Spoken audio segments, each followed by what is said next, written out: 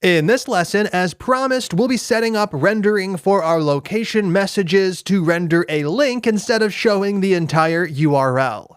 Now to get that done, we're going to want to render a separate template, which means we're going to want to create a separate event that the server sends to the client so we can have separate logic for that. So instead of message, we'll use something else, like location message. Now, getting this done is going to be your first of 2 challenges for the lesson, and the reason I'm breaking it up into 2 challenges is that the second challenge already contains quite a bit, so this first one will be a little light, then the second one will contain a bit more work for you to do. Right here, your goal is to create that separate event for location sharing messages. So the server is going to emit the location message event when it's trying to share one of those Google Maps URLs, and it should emit the event with the URL like it's doing now. Then on the client in this file, you want to set up a listener that runs some code when it receives the location message event, and what you want to do for the moment is just print the URL to the console. Now that's not rendering it in a new template, that is the second challenge, we'll get to that shortly. Down below, test your work. So you should be able to share a location, and you should no longer see it showing up above, you should only see it showing up in the console down below. Since when you share a location, it should fire your new event handler and not the one right here. So take some time to knock that out and test your work. When you're done, come back and click play. All right, how'd that go? Let's kick things off by making that change to the server. So over in index.js, we get the location somewhere over here, send location. This is what we want to change. Right now, we are emitting message from server to client, and we use that for a lot of other things where we have text we want to show. In this case, the data is a bit different, so we're going to emit a separate event that would be location message. Now that's the only thing we need to change over here, not too bad. Over in chat.js, we have to listen for that event, and I'm going to add that just below our listener for message. So that would be socket.on, right here, location message. Then we set up our function and we get access to our data, which I will call URL, or you could call it something similar like maps URL.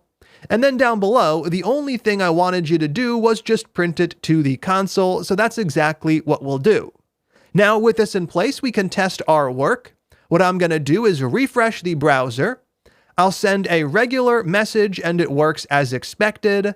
I'll then try to share my location and I should not see it up above. I should only see it in the console down below, and that is exactly what I'm getting, which is great. So now we've proven that our other event handler is running when we are getting a location that's been shared with us.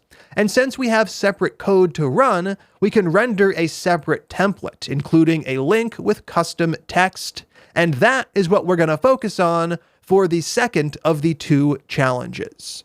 So right here, I'm going to remove the old challenge comments and I'll take some time to paste in the new ones. Right here, your job for the second challenge is to render a new template for location messages. We're just going to show a link that links to the Google Maps page when someone clicks it. So right here, you're going to start by duplicating the message template in index.html and changing the ID to something that makes sense for that template, as you're going to need to select it from inside of JavaScript. Next, you're going to actually alter the template's content.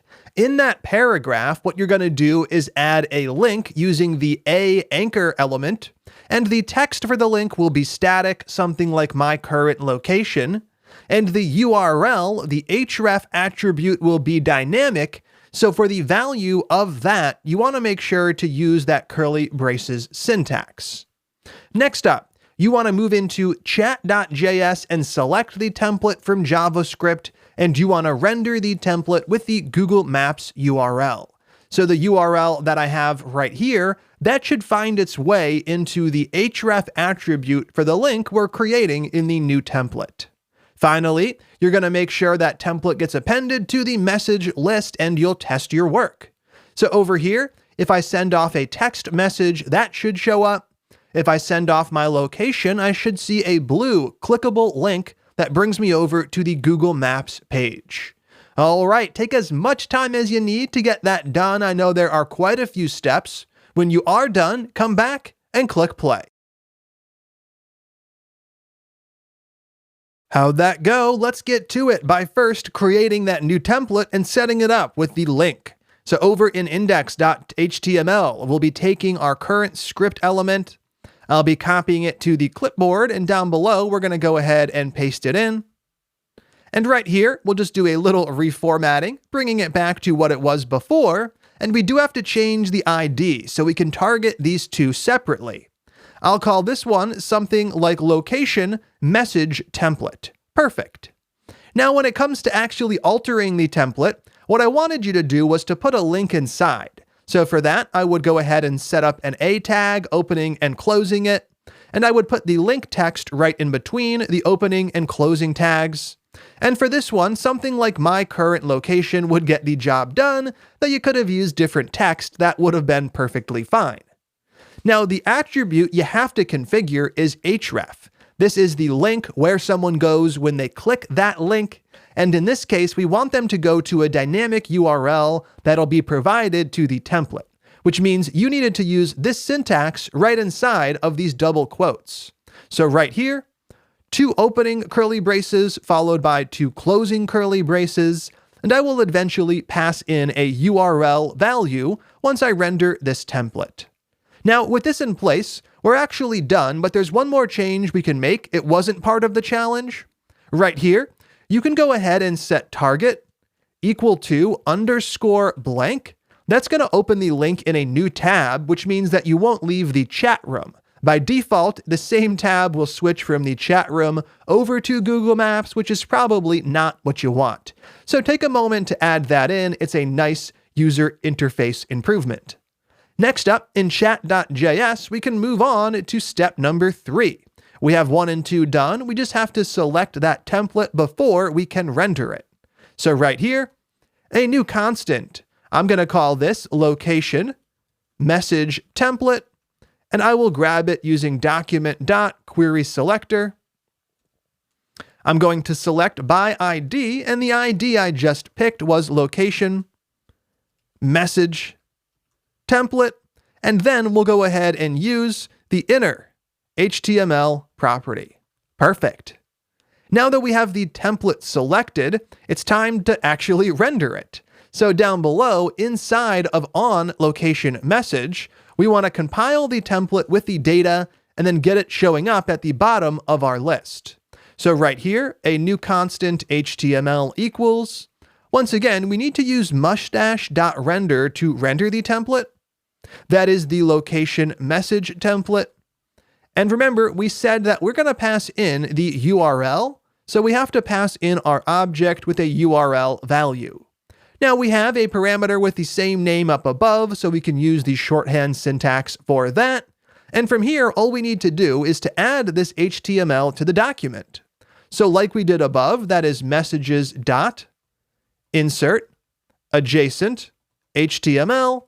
We're going to insert our HTML before the end, so at the bottom of the list, and I have the HTML in the HTML variable up above.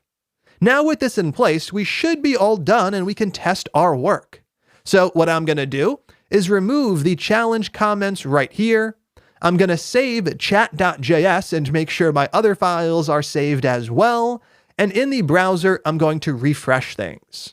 Now I'll start with a standard message, something like a regular text message, which does show up.